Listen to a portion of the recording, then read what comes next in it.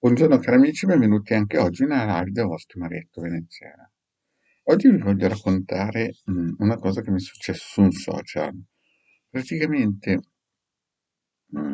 apro perché avevo messo una fotografia di un cerchio salomonico che è un cerchio risaputo nel settore esoterico di massima protezione e leggo un commento. Ma prima di iniziare questa pagina, il vostro Marietto Veneziano vi chiede di iscrivervi nel canale YouTube di Legarda, nel canale YouTube del vostro Marietto Veneziano e di venirci a trovare nei nostri gruppi social, dove ormai sapete stiamo rilanciando il nostro gruppo di ex magia in radiestesia radionica, tarologia e esoterismo vario. No?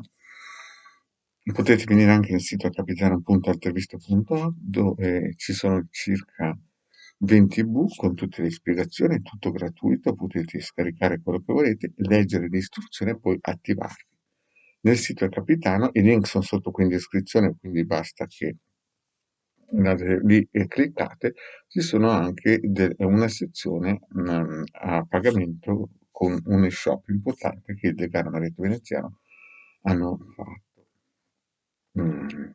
Vi ricordo che hanno già scaricato più o meno 150.000 ebook solo dal sito e il nostro Maretto Veneziano ha già regalato all'umanità circa 2 milioni di circuiti radionici quadranti radiostatici. Quindi se vuoi farti un regalo, vai lì nel sito e scaricati gli ebook. Boh. Poi un'altra cosa importante, non contattatemi in PVT sui social se non volete una consulenza professionale a pagamento. Le mie consulenze sono di 20 euro 45 minuti, pagabili tranquillamente su PayPal. Poi abbiamo anche il gruppo Telegram che è in ebollizione, continuano ad arrivare nuovi iscritti, sempre il link sotto qui in descrizione, potete collegarvi anche per sempre stare in contatto con i nostri video. E la Midas è una delle fondatrici e amministratrici. Bene, adesso iniziamo a parlare di questa mattina, di questa situazione che io accendo, ieri avevo messo una foto di un rito propiziatorio e vedo una persona che mi dice che non bisognava, una frase tipo non bisognava giocare con certe cose, roba del genere. Allora, mi viene in mente la prima volta a 20 anni che ho visto un cerchio, 20 anni, 22 anni, ho visto un cerchio di farina, no, di un signore molto potente che mi diceva che stava aspettando dei geni. Io ho visto questo cerchio per terra, questo signore vestito come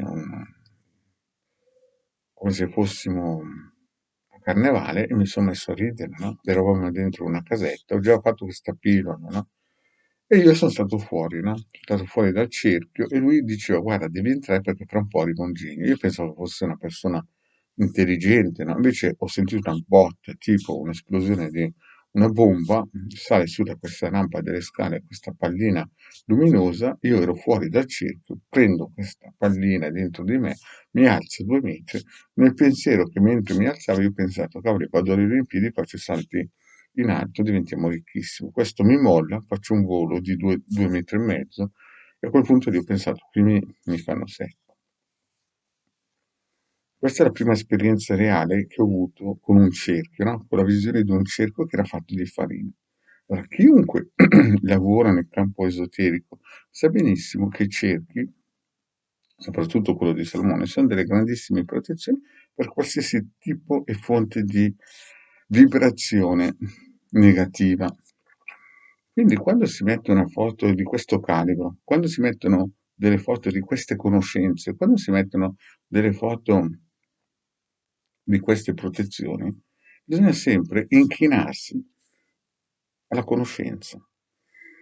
Perché se sei fuori da questo cerchio, se sei fuori da questo cerchio anche mentale, si rischia poi di, in un certo senso, sbattere la testa come l'ho sbattuto io a 22 anni. La mia fortuna è che poi al terzo genio che è arrivato sono riuscito a buttarmi dentro il cerchio e da lì poi se ne sono andati. Quindi quando mi sveglio la mattina e vedo persone che criticano queste foto e poi vado magari a vedere chi sono queste persone e vedo che hanno delle foto di angioletti. Allora, gli angioletti, come noi li abbiamo antropoformizzati, la Chiesa di Stato li ha creati nel 1100, non sono mai esistiti, sono delle forme, tra virgolette, di geni che poi tanto non so perché visto che non spiegano cosa sono i cerchi, visto che non so che cosa spiegano questi personaggi, queste entità, no? Cioè, sono quasi delle egregore, no? Che tengono certe religioni di Stato per, non dico sodomizzare, non dico lavare il cervello, però dico che insomma, allora, quando io leggo persone che hanno una certa cultura, mancanza di conoscenze in certe direzioni, non è che dico che mi cadono le braccia, non è che dico che qui Marietta ha fatto 1300 pillole e alcuni ancora credono a Babbo Natale, che ripeto l'ha creato la Coca-Cola. Però dico che c'è un po' mancanza di grip con la realtà esoterica, no? Cioè, come vi ho già spiegato, ci sono regioni di Stato che mettono le persone anziane a fare il rosario per rinforzare Grigori. Cioè, se vi metto una foto che ha un certo senso e non avete le competenze e conoscenze, il ben star zitti non fu mai scritto, come disse quel tale, no? Però mi dispiace per quelle persone perché oltre a far danno a loro, no, perché non acquisiscono informazioni, fanno danno anche a altri che magari li seguono. Bene, cari amici, grazie di avermi seguito e alla prossima, ciao.